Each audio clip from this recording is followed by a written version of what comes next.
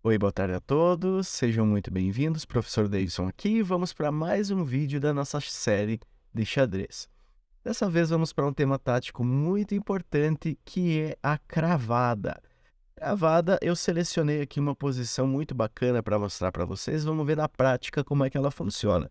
Lógico que essa é uma posição meio hipotética aí, né, meio difícil de acontecer no jogo real, mas ela demonstra bem o que é essa nossa cravada, tá? Aqui nós temos uma possibilidade das brancas terem mate em uma.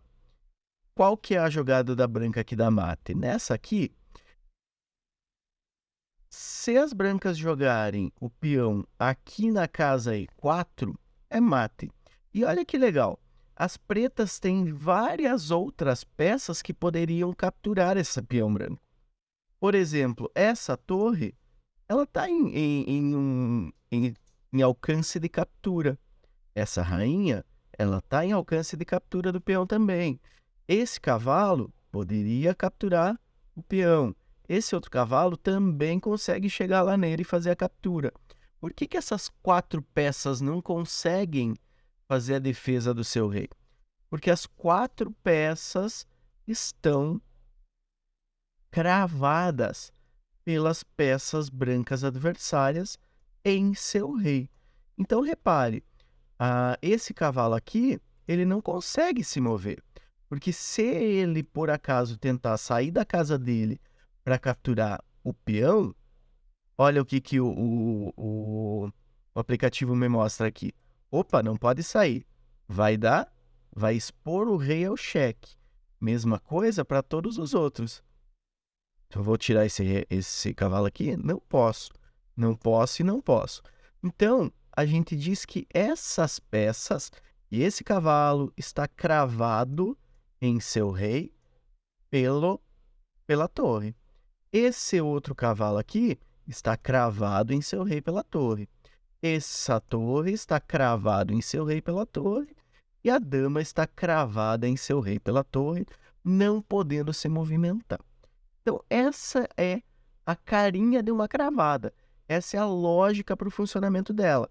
É quando você ataca uma peça que não pode se mover, tá? Não pode se mover, porque se ela se mover, ela vai expor ou o rei dela, tá? No caso de uma cravada absoluta, o rei que está atrás está sendo ameaçado indiretamente, ou no caso de uma cravada não absoluta, poderia ser, por exemplo, uma dama aqui atrás. E aí, o cavalo, por exemplo, não poderia sair da frente porque levaria a captura da dama. Então, não necessariamente a cravada é feita ao rei. Só que quando ela é feita ao rei, a cravada absoluta é muito mais poderosa, porque aí você não tem nem a possibilidade de se mover. Vamos ver outras posições aí, vamos ver outros exemplos de uma cravada em funcionamento? Olha só, preparei aqui para vocês. Nós temos uma posição bem bacana, né? Aqui tá na vez das pretas jogarem, né? As pretas jogarem. E a gente tem uma posição interessante aqui de um peão que está cravado em seu rei por uma torre. Então, esse peão, esse pino, essa cravada do peão na torre, aparentemente não faz muito problema, não dá muito problema. Mas um tema tático desse sempre leva a problemas de posição. Sempre leva você a perder posição, ou a perder peças, ou a perder material, tá? Então, nesse caso aqui, olha que interessante. Se o cavalo preto se mover para cá, ele coloca o rei branco em xeque. E olha que legal, esse peão branco não vai poder capturar. Porque se eu tentar, olha o que o aplicativo vai me dizer. Olha, você não pode expor o teu rei ao cheque da torre. Então, esse peão não vai poder sair daqui. O rei vai ter que dar um jeito de fugir, né? Então, esse rei poderia, por exemplo, vir aqui para H1, e com o rei em H1, eu corro o risco, né, da minha torre ir lá e fazer um checkmate. Então, eu tenho algumas possibilidades. Só como detalhe, tá? Esse rei não poderia fugir para H2, para G1. porque G1 também está controlada pelo cavalo. Então, a única casa que ele pode fugir é para H1. Fugindo para H1, é mate da torre preta. E esse mate só foi possível porque estava cravado esse rei atrás de um peão. Tá? Vamos para mais uma posição? Mais uma posição para a gente aí. Dessa vez jogam as brancas, tá? E aqui eu gostaria de mostrar para vocês uma forma de você tentar identificar quando você pode usar esse tipo de cravada em seu jogo. Tá? Então, repare, nesse momento, eu não tenho nenhuma peça que está cravada, mas eu tenho aí uma posição que me indica que, olha, talvez eu consiga explorar essa vantagem tática. Que posição é essa? Repare que eu tenho o meu rei aqui e uma torre na mesma diagonal. Se o rei e a torre estão na mesma diagonal, eu consigo atacar esse rei e essa torre com o meu bispo branco, que é a peça certa para atacar diagonais. Então, olha só, movi o meu bispo branco ameaçando a torre. A torre não pode sair daqui, porque atrás dela está o rei. Ela está cravada no rei pelo bispo. Tá? Então, agora, essa torre é perdida. Não tem mais o que fazer. O que as pretas podem fazer? As pretas podem achar um jeito de garantir que, pelo menos, eu pegue o bispo de volta na troca. Né? Pelo menos eu pegue o bispo de volta quando o bispo capturar essa torre. Nesse jogo aqui, eu não tenho opção de chegar com outras peças. Nada vai chegar lá. Mas, se eu mover o rei pertinho, apenas aqui do ladinho, ele continua defendendo a torre. Óbvio que para as peças brancas, trocar uma torre que vale 5 pontos por um bispo que vale 3 é uma baita de uma vantagem. Então é isso que ela vai fazer. Capturou. E essa captura só foi possível porque o pino estava, né? O pino, ou a cravada, às vezes vocês vão ver pessoas chamando isso de pino, porque no inglês essa técnica é chamada de pin. Então, às vezes, né, dependendo do material que a pessoa usa para estudar e tal, pode ser que acabe aparecendo esse outro nome. Eu me confundo às vezes e chamo de pino, mas no português essa técnica é chamada de cravada. E aí, óbvio, o rei vai recapturou, mas as brancas saem em grande vantagem aí. Tá? Trocou um bispo por uma torre. Vamos para mais uma?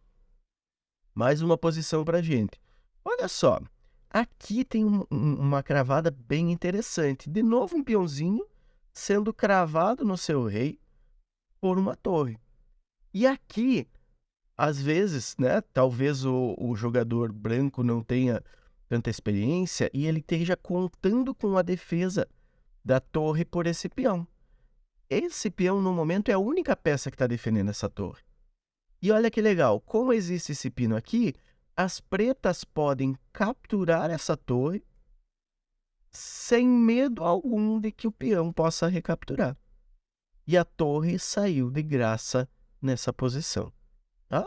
Então, mais um exemplo aí de como a gente consegue usar essa cravada para nossa vantagem em um jogo de xadrez. Mais uma, vamos lá? Aqui nós temos uma cravada um pouquinho diferente, tá? Aqui nós temos uma cravada que não é uma cravada de uma peça. Não tem uma peça cravada. Mas as brancas têm uma possibilidade bem real de fazer um checkmate nessa jogada, né? Imagina que as pretas jogam. Como que as brancas conseguem checkmate aqui? As brancas, se conseguissem chegar com a sua torre nessa casa B8, é mate, não tem como o rei sair. Se a branca, então a única coisa que tem entre essa casa importantíssima nesse jogo e a torre é o bispo.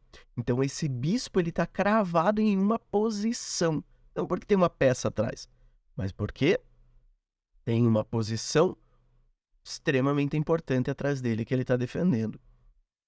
Se o jogador das pretas não notou essa importância, ou por algum acaso resolveu tirar esse bispo dali, imagina que as brancas talvez colocaram, aqui tem um peão, né? Mas imagina que tem uma dama, que o bispo olha a dama e resolva capturar essa dama.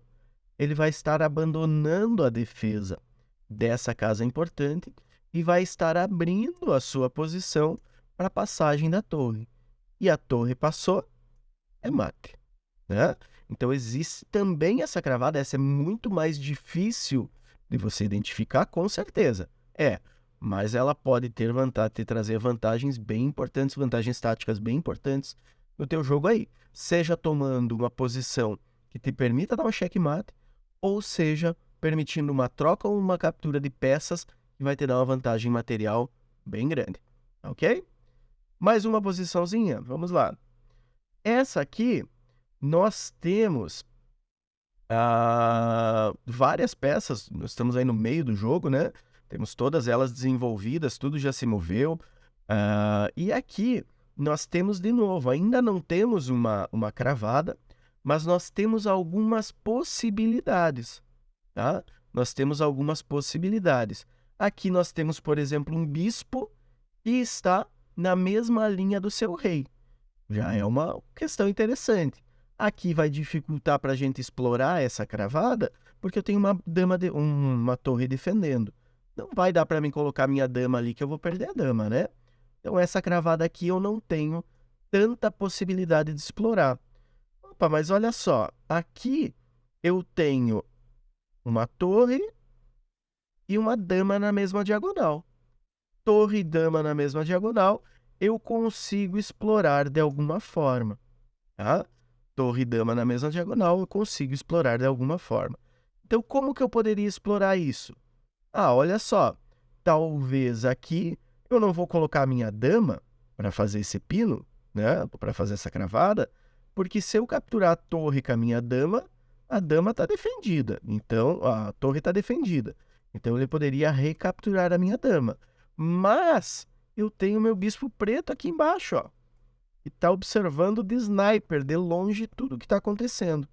Então, olha que legal. Agora eu estou ameaçando a torre e, por consequência, a dama que está atrás dessa torre.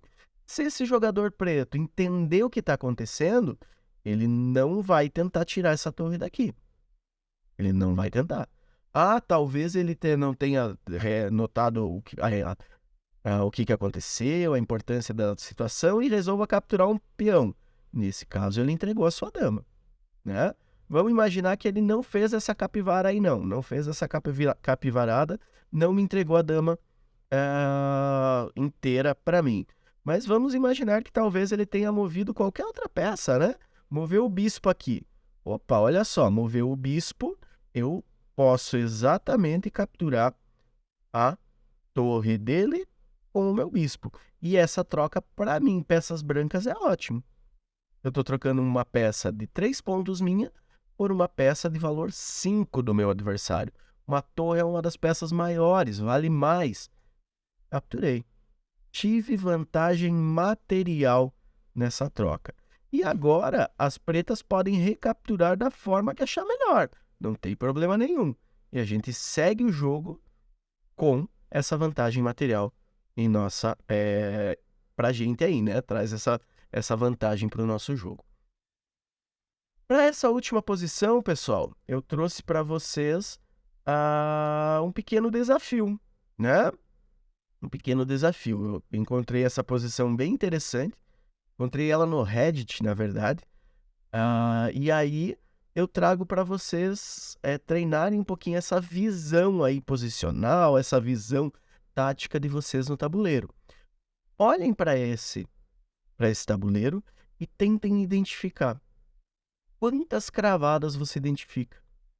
Quantas cravadas, pode ser dos dois lados, das pretas nas brancas e das brancas nas pretas. Quantas delas são absolutas? Quantas não são? Quantas são, a gente chama de relativa. Uma cravada é relativa quando ela envolve uma peça e não seja o rei, tá? Nessa posição aqui, as brancas jogam. E as brancas têm um único movimento que dá mate em 1. Tá? Um único movimento que dá checkmate. Consegue identificar qual que é essa posição? Então, eu vou deixar 5 segundinhos aí. Se você quer fazer esse desafio, pausa o vídeo agora e aí eu já vamos correr atrás dessa resposta com vocês. Aí, então, olha só, vamos ver o que a gente acha aqui. Vamos começar analisando por parte das brancas. Olha só, a branca tem esse cavalo cravado no rei pela torre de A8. As brancas têm o outro cavalo cravado no rei pela torre de H4, tá? As brancas vão ter... E mais que tem para as brancas aí, eu acho que... Ah, claro, também temos aqui o bispo cravando a dama no rei no rei branco, né? E aqui nós temos finalmente a dama preta cravando essa torre branca no rei também. Então, olha só, é uma posição quase impossível, né? Parece que você estava jogando com alguém de nível muito superior ao seu, e essa pessoa foi brincando de cravar todas as suas peças para limitar os movimentos, porque é isso que uma cravada faz. Ela limita os teus movimentos. Tá? E agora vamos ver o contrário. O que as brancas têm de cravada aí? Bom, as brancas têm uma torre que está cravando um bispo no rei, né? Mais uma cravada. Todas as que nós vimos até agora são absolutas, então é tudo cravada absoluta. O bispo também não pode, né, se movimentar. E nós temos 1, 2, 3, 4, 5. Nós temos aqui, ó, 5 cravadas absolutas, mas nós também temos uma cravada relativa aqui também. Um pouquinho de peças de menor valor, né? Uma torre, mas essa torre também está cravada desculpem, esse bispo preto também está cravado na torre pelo bispo branco. Como esse bispo branco não está defendido, não tem nada, nada impediria a captura dele, mas que ele está ali bem machão fazendo esse papel, fazendo essa cravada, ele está assim. Então, a princípio, se não me fugiu nada, são essas 6 cravadas que nós temos nessa posição. O mate aqui, como que ele pode ocorrer, pessoal? Então, olha só. Eu poderia, por exemplo, se eu movesse a dama aqui, ou se eu movesse a dama aqui, eu teria essa dama defendida e seria um checkmate. Mas como essa dama... Deixa eu até limpar essas cravadas aqui, para a gente não se confundir. Aí. Então, o que eu falei? Posso mover a dama aqui, posso mover a dama aqui. A dama estaria defendida nessas duas posições e ameaçando o rei. Seria mate. Mas essa dama não pode se mover para lá, não. Porque essa dama está cravada no seu próprio rei pelo bispo. Tá? Se talvez o nosso cavalo aqui de A5 conseguisse se mover para cá, para essa casa aqui, talvez ele conseguiria um mate também, ó. Tá ameaçando o rei aqui, a dama está ameaçando as outras casas, eu também seria mate. Mas esse cavalo aqui, adivinhem só, também não pode se movimentar porque está cravado na frente do rei. E que sobra para a gente? Bom, a minha dama está cravada nessa diagonal pelo bispo. Eu não posso, então, tirar essa dama da diagonal, porque senão ele vai expor o seu próprio rei à captura aí, né? Ao checkmate. Então, eu vou movimentar essa rainha pela diagonal e colocar ela na frente do rei. Tá? E aqui, reparem num ponto bem interessante. O bispo não pode tomar essa rainha aqui. Por isso que é mate. Por que esse bispo não pode tomar a rainha? Porque a torre também está fazendo uma cravada desse bispo lá no rei. Tá? Então, essa é uma posição bem improvável, é um jogo que muito dificilmente você veria numa partida real de xadrez, mas serve de exemplo para a gente ver uma grande quantidade de cravadas e de como elas limitam essa movimentação e essas capturas no tabuleiro. Ok? Espero que tenham gostado então, pessoal. Um abraço e até o próximo vídeo.